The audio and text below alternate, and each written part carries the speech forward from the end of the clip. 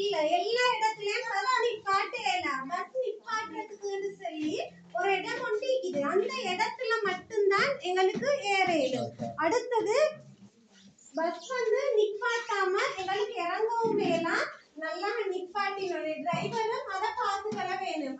பஸ்ஸை நல்லா நிப்பாட்டினோடனே எல்லாரும் இறங்கினதுக்கு பிறகுதான் திருப்பி பஸ்ஸை ஸ்டார்ட் பண்ணணும். அடுத்தது நீங்க கண்டிப்பாங்க டிரைவர் வந்து இந்த பஸ் வந்து எடுக்கிற டைமுக்கு நான் போற நேரத்துக்கு யாரும் டிராஃபிக் லைட் கண்டிக்கிறீங்களா? எல்லாரும் டிராஃபிக் லைட் அதாவது கிரீன் கலர்ல கிரீன்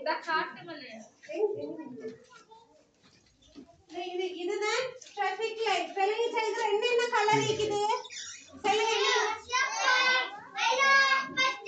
பச்சை.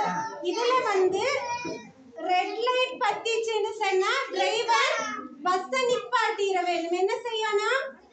நிப்பாட்டணும். அடுத்து கிரீன் yellow லைட் பத்திச்சுன்னு சொன்னா போக ரெடியாக வேணும், ஸ்டார்ட் ஆக வேணும். கிரீன் லைட் பத்தக்கிட்டதான் பஸ்ஸை ஸ்டார்ட் பண்ணி போக வேணும். அப்படி டைமுக்கு ஸ்டார்ட் பண்ண வேணும். அது இல்லாம இந்த ரெட் லைட் பத்தச்சு இந்த பஸ்ஸை ஸ்டார்ட் பண்ணினா அது தப்பு. ஏன்னு சொன்னா அப்படி இருக்கிறதாலதான் எங்களுக்கு ஆக்சிடென்ட்கள் எல்லாம் நடக்குது. நீங்க கண்டிப்பீங்களா? நிறைய சின்ன பிள்ளைகள் எல்லாம் ஆக்சிடென்ட் ஆகுறது கண்டிக்கிறீங்களா?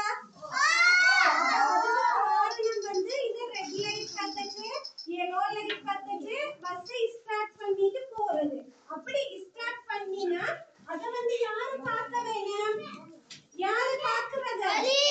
டிராஃபிக் போலீஸ் தான் அத பார்க்கணும். பார்த்து அதுல நம்பர் போர்டு இருக்கு. நீங்க நம்பர் போர்டு கண்டிக்கிறீங்களா? அந்த நம்பர் போர்டுல பார்த்து இதே நம்பரை போலீஸுக்கு கம்ப்ளைண்ட் பண்ணினா இவரை முடிச்சு கூண்டுக்குள்ளுக்கு போட்டுவாங்க. விளங்கிச்சா? அடுத்தது வந்து இந்த கோடு நாங்க எந்த கோட்ல போகணும்? ஒயிட் கோடு வந்து இங்க இல்ல, அது பொதுவா தூர இடங்கள்ல கண்டிப்பீங்க. அப்ப இந்த கோட்டாலதான் பயணிகள் எல்லாம் வந்து பஸ்ஸுக்கு ஏற வேண்டும். அப்படி இதுல ஏறாம வேற ரோட்ல போனாலும் விபத்துகள் நடக்கும். விபத்துனா என்னன்னு தெரியுமா உங்களுக்கு? ஆக்சிடென்ட் எல்லாம் நடக்கும் வேற ரோட்ல போறதால. அப்போ யாரு போறானாலும் இந்த ஒயிட் கலர் கோட்ல தான் வைத்து போனா விபத்துகள் நடக்காது.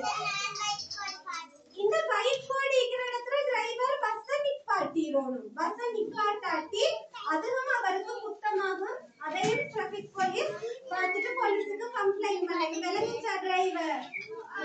அடுத்தது கண்டக்டர் வேலை என்னன்னு சொன்னா இப்ப மேடம் சொல்லி தந்தாதானே எங்கட பஸ் வந்து எங்கட பொதுச்சொத்துன்றதால அதுக்கு வந்து எங்களுக்கு பெரிய சல்லி கொடுக்க தேவையில்லை. நீங்கள் வீட்டுல போறேன்னு சொன்னா பெரிய சல்லி கொடுத்துதான் போகணும். பஸ்ஸுக்கு சின்ன சல்லி கொடுத்தா இப்ப எந்த இடத்துக்கு போறேன்னு சொல்லி அதுக்கு கணக்கா சல்லிய வச்சுக்கணும். சல்லி கொடுக்காம எங்களுக்கு பஸ்ல போக இயலுமா? ஏடா அப்ப கட்டாயம் அவரை பார்த்து அதுக்குரிய கணக்கு எடுத்துட்டு அவர் உங்களுக்கு பேலன்ஸ் திருப்பி தருவாரு. தராட்டி உங்களுக்கு பேலன்ஸ கேட்டு வாங்கி எழுதிவர். சரியா? இவருக்கு கட்டாயம் நீங்கள் சரியான சல்லி எடுத்துட்டு மிச்ச சல்லிய வாங்கி எழுதுவோம். அடுத்தது இப்ப நாங்க பஸ்ல போற டைமுக்கு பஸ்ல நீங்க போற நேரத்துக்கு எல்லாருக்கும் போகலும். பஸ்ல யாருக்கு? மௌலவிமார்களுக்கு போகலும், சிங்கள ஆட்களுக்கு போகலும், தமிழ் ஆட்களுக்கு போகலும், இந்த வெள்ளக்கார ஆட்களுக்கு போகலும், எல்லாருக்கும் பஸ்ல போகலும். ஆனா இந்த பஸ்ல வந்து சில ஆட்களுக்கு சில சீட்டுகள் ஒதுக்கப்பட்டிருக்குது. விளங்கிச்சா? அந்த பஸ்ல நீங்க கண்டிப்பீங்க தானே சைடுக்கு ஒரு சீட் ஒண்டிக்குது. கண்டிக்கிறீங்களா? எல்லாரும் கேட்டிக்கிறா பாருங்க. எல்லாரும் பஸ்ல டிரைவர் சீட்டோட பக்கத்துல இப்படி ஒரு சீட் இருக்குன்னு யார் யார் கண்டிக்கிற ஹேண்ட்ஸ் அப் பண்ணுங்க. அந்த பஸ்ல வந்து யாருக்கு அது ஸ்பெஷலா கொடுத்திக்குது? மௌலவிமார்களுக்கு. அதே மாதிரி சிங்களத்துல இருக்கிற பிக்குமார்களுக்கு. நீங்க கண்டிப்பீங்க ஆரஞ்சு சாரி உடுத்திக்கிறவங்க பன்சலை எல்லாம் கண்டிக்கிறீங்களா? அவங்க அந்த சீட் கொடுத்திக்குது. அது மாதிரி புள்ளையெல்லாம் தூக்கிட்டு வந்தா அவங்களுக்கும் ஸ்பெஷலா நாங்க இடம் கொடுக்கணும். அடுத்தது வயோதிகர்களுக்கு, கைதாகினார்களுக்கு, நடக்க இயலாதவர்களுக்கு யாரு சீட் கொடுக்கணும்? இது கண்டிக்கிறார்கள் கொடுக்கும். காலேஜ்ல படிக்கிற பிள்ளைகள் இது நல்லா ஏழுமான ஆட்கள் எல்லாம் ஏழாதவங்களுக்கு கட்டாயம் சீட் கொடுக்க வேண்டும்.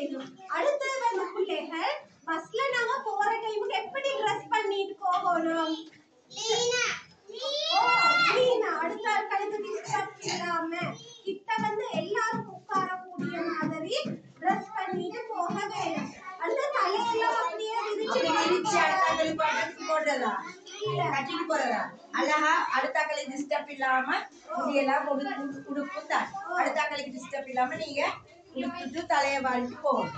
அடுத்தது முடியெல்லாம் அடுத்தாக்களுக்கு பட்டா அது எங்களுக்கு பஸ்ல போறது அப்படி எங்களுக்கு போகல விளங்கிச்சா எல்லாருக்கு. சரி இதுக்கு பிறகு நீங்க